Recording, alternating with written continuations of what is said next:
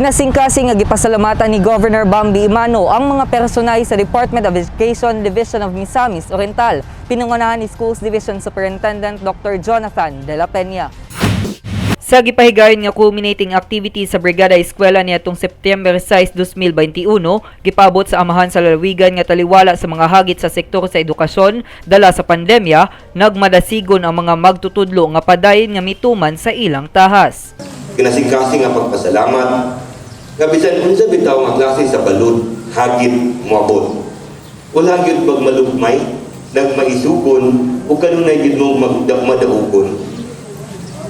Dili lang karon sa pandemya, I salute all our teachers kung pagsalito sa inyong tanan sa Department of Education.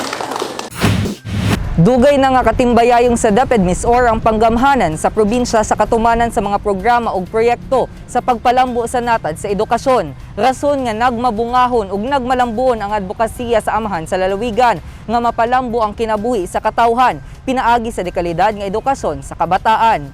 Ako si Raymark Simania alang sa limpyo ug matarong nga panggobyerno, padayon Pilipino.